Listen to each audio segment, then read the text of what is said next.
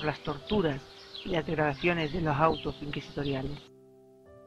Toda esta situación llevó a la mujer a tomar un papel activo ante la participación femenina, a favor de destacar la figura de la mujer en la vida cristiana. Esas mujeres existieron de verdad y comprometieron su vida hasta el punto de que esta especie de movimiento femenino, interesado en la reforma y que se originó en ella, provocó un sentimiento de crisis en lo que tenía que ver con las mujeres y el lugar que les correspondía. Por ello, a continuación, se presenta la vida de algunas de esas mujeres.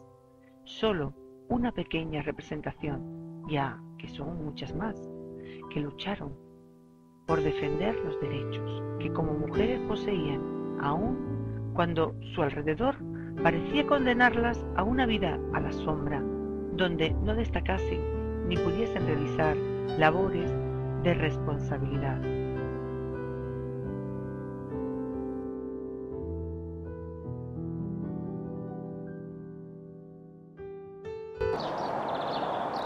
Estamos en las cercanías del monasterio de San Isidoro del Campo. Hablar de este monasterio es hablar del protestantismo, de los inicios, de los comienzos, del génesis del protestantismo en la ciudad de Sevilla. Un monje destacaron Casiodoro de Reina y Cipriano Valera. Casiodoro de Reina, traductor de la Biblia al castellano, la Biblia más usada en el mundo evangélico, en el mundo protestante, y Cipriano Valera, que hizo la revisión de esa Biblia, de esa traducción al castellano. Bien, una de las figuras que destacan más en aquella época era Julián Hernández, conocido en el mundo protestante como Julianillo. La labor que hizo este hombre fue tremenda, ya que se encargó de traer en contrabando, en una situación de contrabando, una situación de ilegalidad para aquella época, las Biblias desde Europa hacia el sur de España, y la transportaba a través de mulas que transportaban vasijas de vino. En esas vasijas de vino venían estas Biblias clandestinas para el pueblo evangélico y protestante de Sevilla. Una de sus paradas obligatorias era este monasterio que tenemos a nuestras espaldas. Ahí, juntamente con los monjes que aquí convivían, se dedicaban a distribuir estas Biblias y estos libros y estos textos evangélicos por toda la ciudad de Sevilla. Julianillo colaboraba con el doctor Juan Pérez en la impresión del Nuevo Testamento en castellano y otros materiales cristianos. Él concibió un atrevido plan para introducir a España el Nuevo Testamento de Juan Pérez. Era una empresa muy arriesgada. Los Nuevos Testamentos tenían que introducirse de contrabando y posteriormente distribuirlos por todo el país. En Sevilla, Julianillo conoció a un librero que apoyaba en secreto el Evangelio. Le dejó algunos Nuevos Testamentos en español para que lo distribuyera y continuó su viaje repartiendo por toda España su carga de buenas nuevas. Era un hombre de baja estatura, jorobado y de poca consistencia, pero a pesar de eso era incansable, y más en la labor que se puso como objetivo y como meta, que era el distribuir la palabra de Dios por toda esta zona de Sevilla. Durante la primera reforma protestante en España, en el siglo XVI, fueron muchas las mujeres que se convirtieron al Evangelio. Ellas conformaron el inicio del movimiento reformador en España. Muchas fueron las sevillanas convertidas y que entregaron su vida hasta la muerte para defender su fe. Es nuestro deber ahora, y queremos rescatar de la memoria a aquellas mujeres que entregaron su vida. Estas mujeres reformadas fueron parte del movimiento de la Reforma en España y entregaron su vida hasta la muerte a causa de sus ideales y de su fe en el Evangelio. Vamos a intentar rescatar el nombre de muchas de estas mujeres, ya que la Inquisición, si bien acabó con sus vidas, no puede acabar con la memoria de ellas. Estas mujeres existieron de verdad y comprometieron su vida.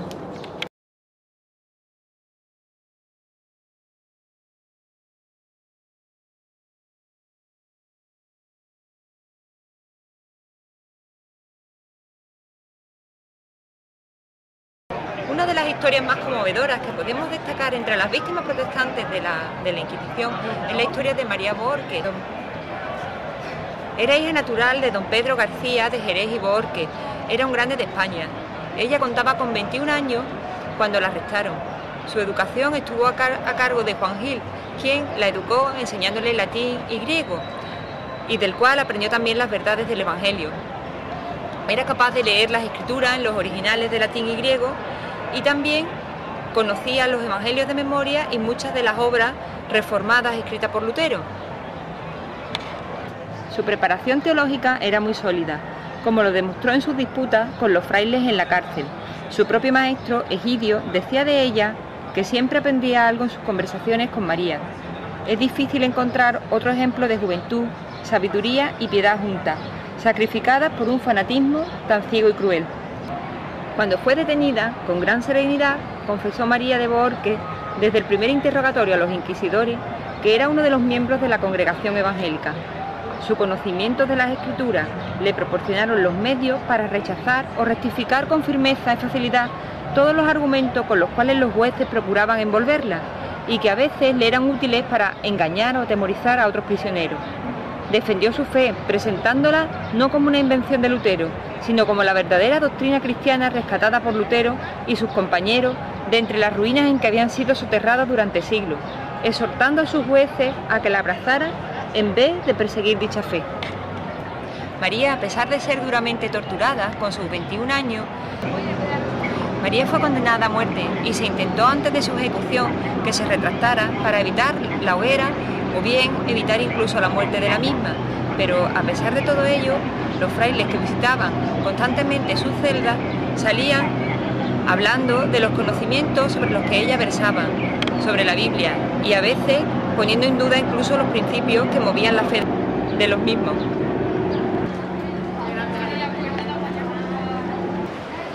En los procesos de auto de fe existen tres localizaciones fundamentales donde se desarrollaban todos estos actos.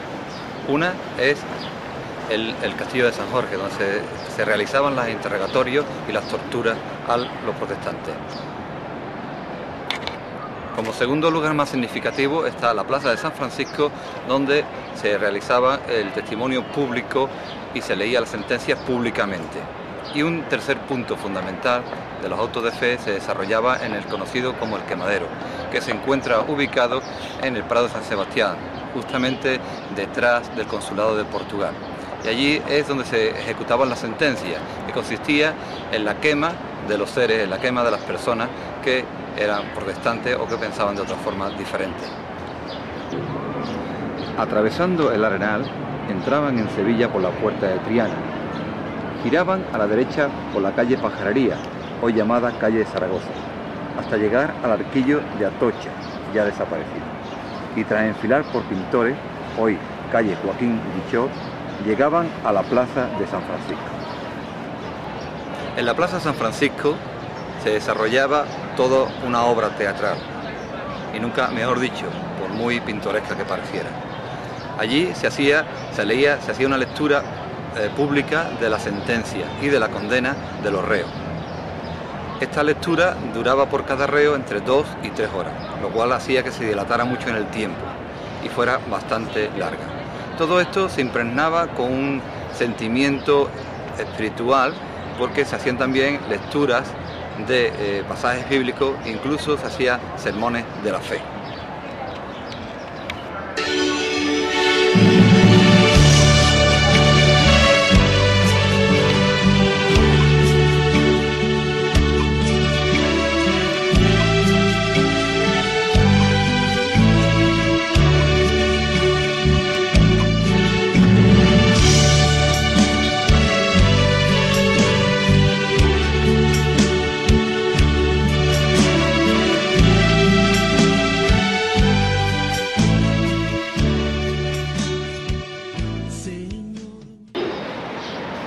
Nos encontramos en la Plaza de San Francisco. En este lugar tenían lugar los autos de fe. Aquí se trasladaban a los condenados para leer sus sentencias y darles la oportunidad de retractarse.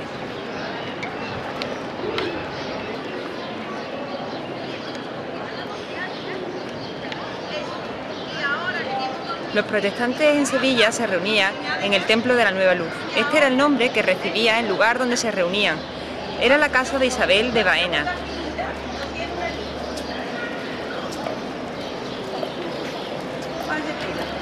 González Montes, al cual debemos las referencias a este templo y que tantas veces había atravesado los umbrales de esta casa, habla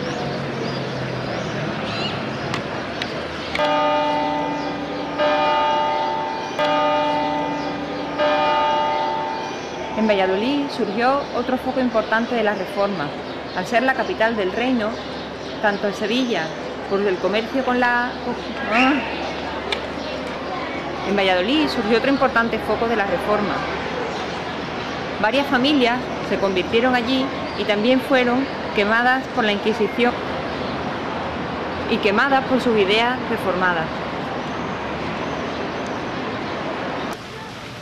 El monasterio de San Isidoro del Campo, en Santiponce, puede ser considerado como el lugar donde surgió la Reforma en Sevilla. 2 autos de fe se celebran en esta capital. En la primera mueren María Virué, María de Bohorques, Isabel de Baena, a garrote vil. En el segundo de los autos de fe muere otro gran número de mujeres, esta vez en la hoguera. Algunas de las que podemos destacar son Ana de Rivera, Francisca de Chávez, monja del convento de Santa Isabel, y Francisca Ruiz. También fue condenada a ser quemada María Gómez, la cual denunció durante el procedimiento a muchos de los protestantes andaluces. Junto a ella también murieron sus hijas Elvira, Lucía y Teresa, y su hermana Leonor.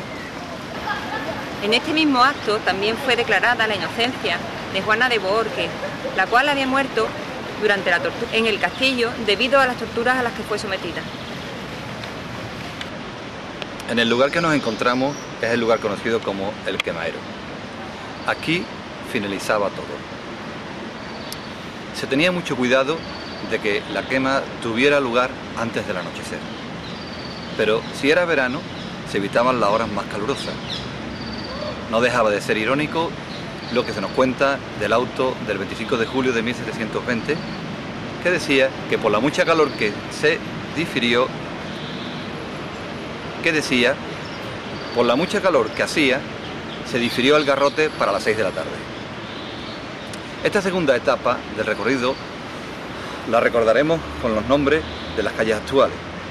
Desde la Plaza de San Francisco, seguían por la Avenida de la Constitución, torcían por Alemanes y tras rodear la Giralda y pasar ante los Reales Alcázares y Archivo de Indias, desembocaban en la conocida Puerta de Jerez.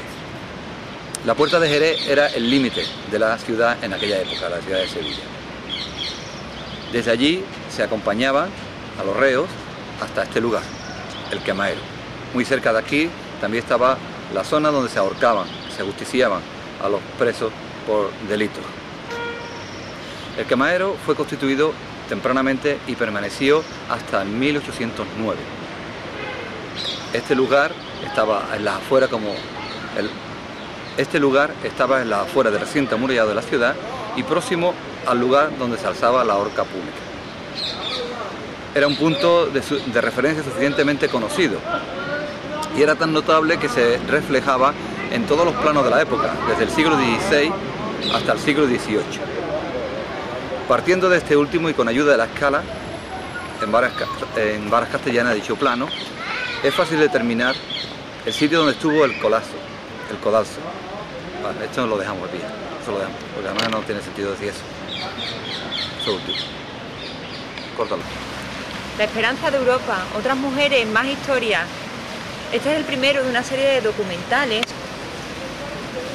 Muchos de los movimientos sociales fueron iniciados por personas creyentes como nosotros, reformadas en Inglaterra, en Estados Unidos. Nosotros estamos llamados hoy en día también a participar en aquellos movimientos de justicia social y reconocimiento de las desigualdades y la lucha contra las mismas.